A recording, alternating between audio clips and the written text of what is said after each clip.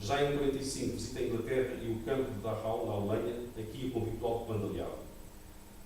Em 1982 publica uma das suas melhores obras, O Exilado de Bugi, em subtítulo Perfil de Manuel Teixeira Gomes, o retrato denso e humano mais culto dos presentes da República Portuguesa, a quem João de Barros, no prefácio, chama mestre da perfeição, no mais alto sentido do termo, e que Norberto Lopes tão bem captou, revelando toda a densidade e riqueza da sua personalidade, entretecida na sua ação política e na sua criação literária. Norberto Lopes regressa à Guiné em 1985 ao encontro do seu amigo, Lourenço Sarmento Rodrigues, então governador da colónia, para a ocasião das comemorações do 5º centenário da descoberta daquele território pelos portugueses. Dessa viagem resulta outra das suas mais vibrantes obras, Terra Ardente, editada em 1947 e que dedica precisamente ao comandante Sarmento Rodrigues. Júlio Dantas, em carta que o time da Academia das Ciências, declarava um grande serviço prestado à propaganda da obra colonial portuguesa na Guiné e sublinha as páginas vivas, coloridas, nervosas, movimentadas, flagrantes, a técnica impressiva e rápida de um grande jornalista, destacando as passagens sobre as mulheres fulas da tabanca de Copelo, a bonomia filosófica do rego Joaquim Sanca, o negro que redobrava as árvores da Ibiçal, chorando e pedindo-lhes perdão a cada machadada que lampejava, e outros apontamentos de interesse humano que têm o vigor e a nitidez de águas fortes. Em 1953 participa com outros jornalistas europeus numa grande viagem aos Estados Unidos da América, onde, além das comemorações do tricentenário da fundação de Nova Iorque, visitaram universidades como a de Cincinnati, Ohio, de Houston, Texas, instalações industriais como as de Oak Ridge, ligada ao fabrico da bomba atómica, bem como a Republic Aviation Corporation de Nova Iorque, a fábrica que produziu vários aviões para as forças dos países da NATO, como os caças F-84 e F-86, que também foram usados pela Força Aérea Portuguesa. Tudo isto empacotado num programa que inclui uma visita ao Pentágono, um rodeio no Texas e um musical na Broadway, com Bette Davis. Enfim, em grande, com aquela vitalidade americana do pós-guerra, quando a política aprendeu a andar para a cidade com o espetáculo. Enquanto esteve no Diário de Lisboa, mesmo já diretor, nunca abandonou a sua secretária na redação e era aí que almoçava à refeição com uma senhora, viúva de um chefe tipógrafo, que lhe fazia chegar por uma criada. Nunca quis ocupar a sala de diretor onde se sentia pouco à vontade, como se ficasse isolado do seu pequeno exército. Em novembro de 1967, abandonou o Diário de Lisboa, juntamente com um grupo coeso de 10 redatores, em ruptura com a administração e fundou a Capital, que aparece em fevereiro de 1968. Melhor seria dizer que reapareceu, pois a Capital já tinha existido, como jornal republicano até 1926, tendo desaparecido pela ditadura militar. Constituiu-se uma sociedade gráfica da Capital, fundamentalmente uma sociedade de redatores. Os dois diretores, Alberto Lopes e Mário Neves, e ainda Maurício Oliveira, Álvaro Salema, Carlos Ferrão, Fernando Sorolheiro, Carlos Machado, Alves Fernandes, Manuel Nunes e Eugênio Pinhões de Sá, apoiados por um grupo de pequenos acionistas, alguns leitores habituais dos artigos de Alberto Lopes e outros amigos dos jornalistas fundadores. Alberto Lopes assume, portanto, a direção do jornal, com Mário Neves como diretor adjunto. A cisão desse grupo de redatores de Diário de Lisboa deveu-se à pressão política por parte do regime sobre a administração, que permitiu que um terço do capital da empresa passasse para o Banco Nacional Ultramarino e que comprometia seriamente a orientação democrática do jornal e a sua independência editorial.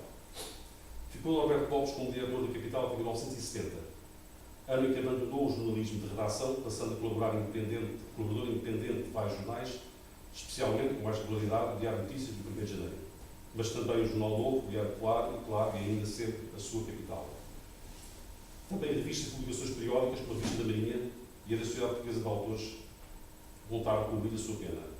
Constante nos temas que aborda, é o apelo incansável à liberdade da imprensa, espinha dorsal da sua atividade como jornalista, não hesitando em apontar erros e em criticar abertamente, como o fez Augusto Adelaide, quando este, que chegou a ser diretor da Seara Nova e da Vida Mundial, lhe pareceu desviar-se pactuando com a implantação de uma nova censura pós-abrilina que uma certa esquerda quis impor. Em 1965, a 19 de junho, escrevia no artigo de informação publicado na secção Artes e Letras de Arte Claro.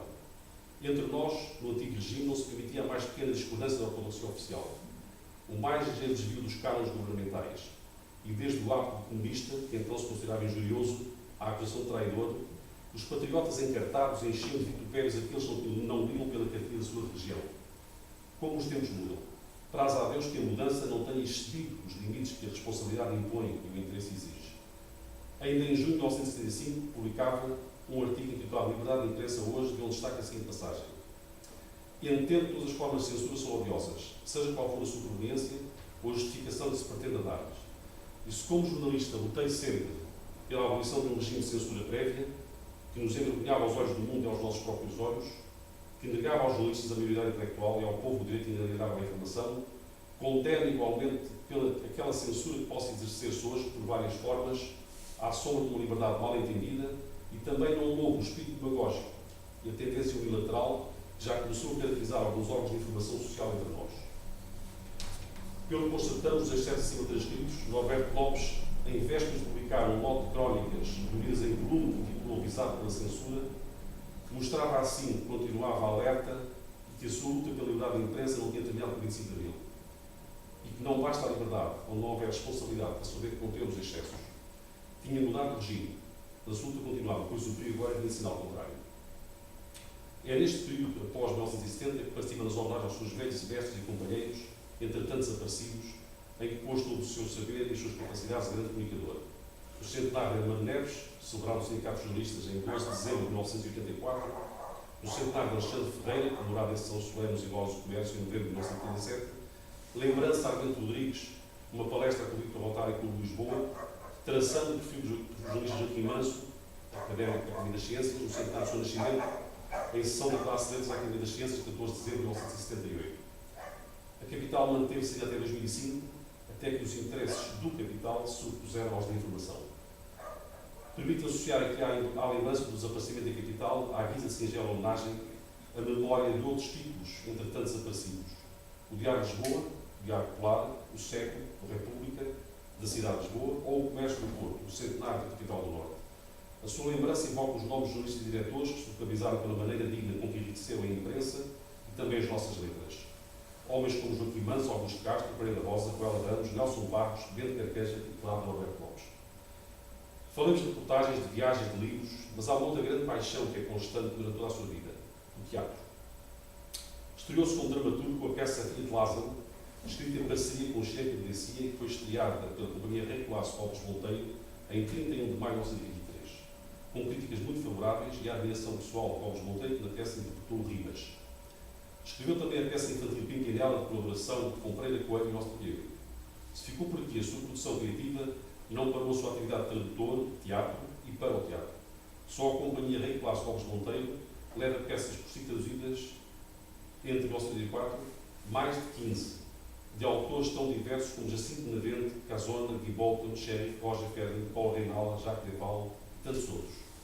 Seu sobrinho, Victor Direito, também redator da Capital e mais tarde fundador do Correio da Manhã, cujo sucesso seu tio me confessou estimar, mas cuja orientação e cunho editorial não aprovava, disse-me que muitas das traduções eram mais da mão da tia e Emília, que dominava melhor o francês do que o tio, mas Norberto Lopes nunca o admitiu, talvez por considerar que o seu nome dava mais prestígio à tradução. E como viam os seus companheiros das letras? Como o identificavam? Norberto Araújo, já em 1930, se confessa velho camarada e admirador. Júlio Dantas trata-o de insigne jornalista. Carlos Selvagem chama-o de velho camarada de letras. Para Victorino Nésio, ele é um querido camarada e amigo e confessa-se seu admirador. Classifica o seu estilo como a estrita língua do cotidiano, coloquial, quase imediata, estilisticamente apagada, com um vigor e uma elegância que passam logo à linguagem do autêntico escritor. Pedro da Silveira define-o como um mestre de jornalismo e escritor de classe rara, em português não estragado. Para Artur Portela, ele é exemplo de caráter, padrão de ouro de lealdade, talento brilhantíssimo de jornalista, grão-mestre da crónica internacional. Raul Rego viu nele um grande repórter, que é a história viva do jornalismo do século XX. E como se viu Norberto Lopes a si mesmo? Penso que o diálogo com Sarmento Pimentel, outras montando na extensa entrevista gravada no Hotel Tivoli e que encheu umas 10 bolinhas, nos dá algumas pistas. Eram algumas palavras guardadas em Sarmento Pimentel, Uma Geração Traída, publicado em 1976, com prefácio de Victorino Nésio, vamos encontrar um esboço do caráter de Norberto Lopes. À pergunta que virtudes ou defeitos atribuir à sua origem transmontana, respondeu Sarmento Pimentel, antes de mais nada, no amor à liberdade. E defeitos não devia nenhum. Um pouco de basófia, de pintolismo, de autossuficiência. Aquela divisa para cá do Marão, mandam-os cá estão, traduz em seu orgulho transmontano o caráter indomável dessa gente que não aceita sujeições e suporta injustiças. Estas palavras de expressamente Pimentel parecem, afinal, definir as linhas de tudo de Norberto Lopes, a afirmação da liberdade e dos valores que só a liberdade faz crescer, do sentido de justiça, foram o seu perfeito programa de vida. Numa entrevista de maio de 1978 ao Tempo, conduzida por António Duarte, declarou: "Nunca me considerei formado em jornalismo e muito menos mestre de jornalistas. como algumas vezes se me referem pessoas amáveis. Fui sempre discípulo, porque nunca ensinei a ninguém nada e aprendi sempre com os outros. Apesar desta humildade, ou por causa dela, foi sempre reconhecido o seu valor pelos seus pares e pela sociedade em geral. Foi presidente dos Sindicatos Profissionais da Imprensa em 1923-24, foi várias vezes presidente da direção da Assembleia Geral da Casa da Imprensa, da qual foi sócio fundador em 1924 também. Em 1968, recebe das mãos de Augusto Castro a insígnia de ouro dos Sindicatos Jornalistas.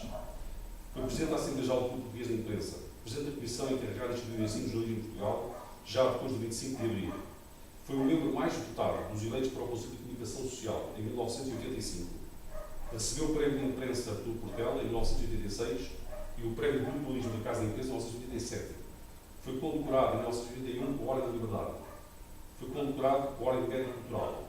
Foi galardoado pela Marinha com a Medalha Naval de Vasco da Gama.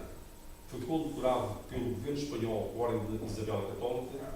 Foi membro da Academia da Marinha, da Sociedade de Geografia e da Academia das Ciências, para a qual foi eleito por unanimidade como sócio correspondente de secção de letras em 13 de janeiro de 1977, alguns meses antes de Jorge de Sena. Em 1986 fez uma doação de 5.000 contos para a criação de uma fundação de Alberto Lopes, administrada pela Casa de Imprensa, que gera fundo destinado à atribuição de um prémio de reportagem pelo nome do seu patrono. Nas conversas que tivemos, quando algumas vezes dei lei até ao Diário de Notícias, onde ia entregar as suas crónicas, surpreendia-me a descoberta dos horizontes de tolerância de um homem que trazia em si a experiência intensamente vivida de quase um século. Falando sobre a questão do regime monárquico-república, e tendo-me confessado monárquico, declarou que, embora fundamentalmente republicano, não repudiava admitir em Portugal uma monarquia como tem, por exemplo, os países nórdicos, afirmando a sua convicção de que, excluindo as circunstâncias e o percurso histórico próprio de cada país, o verdadeiro problema está nos homens e não nos regimes. Para Norberto Lopes, tudo passava pela cultura, pela informação e pelo civismo. Então, uma vez que o vi, em vésperas de partir em viagem de automóvel para Paris, estava ele internado aos cuidados do seu amigo professor Dr. Jacinto Simões, da Fidel Santa Cruz.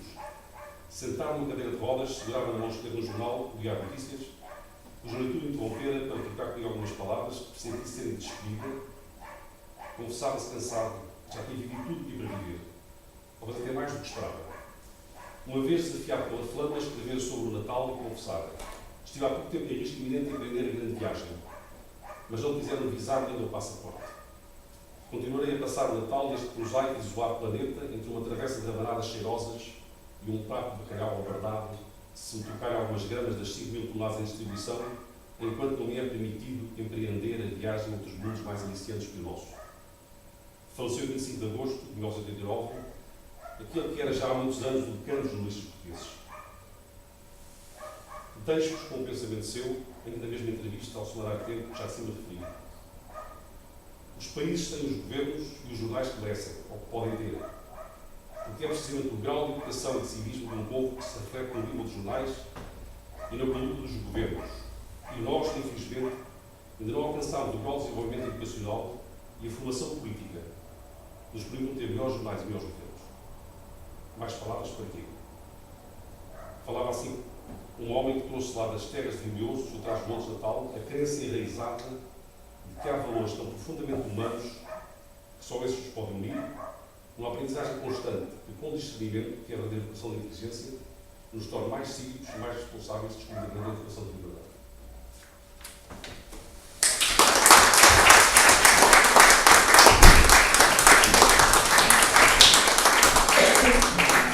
Mais rápido a ler, assustou-me pelo tempo.